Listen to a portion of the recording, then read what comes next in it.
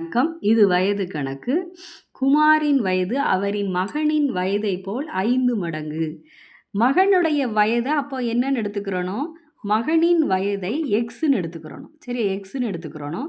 குமாரோடைய வயதை குமாருக்கு 5 மடங்கு அப்படிங்கிறாங்க. மகனின் வயதை போல், மகனுடைய வயதை போல் 5 மடங்கு. மடங்குனாலே பெருக்க தான் செய்யணும், வேற ஒன்றும் இல்லை. 5x. சரியா? 4 வருடங்களுக்கு பிறகு, முன்புனா கழிக்கணும், 4 வருடங்களுக்கு பிறகுனா கூட்டணும். எக்ஸ் ப்ளஸ் 4ம் 5x ப்ளஸ் 4மா இருக்கும். இவங்க 2 பேருக்கும் வயது. இருவரின் வயதுகளின் கூடுதல். கூடுதல்னா 2ஐயும் 4 வருஷத்துக்கு முன்னாடி உள்ளதை கூட்டுனா 68ன்னு சொல்லுது. அப்போது எக்ஸ் ப்ளஸ் 4ம் 5x ப்ளஸ் 4ஐயும் கூட்டுனா எவ்வளவா? 68. தற்போது மகனின் வயது. அப்போ இந்த எக்ஸ் என்னன்னு கண்டுபிடிக்கணும். அப்போ இதை கூட்டுவோமா? எக்ஸ் எல்லாம் ஒன்றா கூட்டலாம், அப்படி தானே? 5xம் 1xம்னா 6x. 6x plus 4 4 8 equal to 68.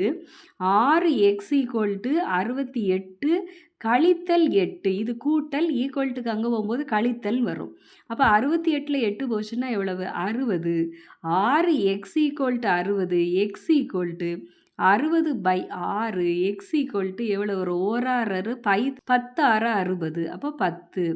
அப்போது எக்ஸ் வந்து யார்? மகனின் வயது. இங்கே கேட்டிருக்கிறது மகனின் வயது. அப்போ மகனின் வயது 10 ஆன்சர். நன்றி.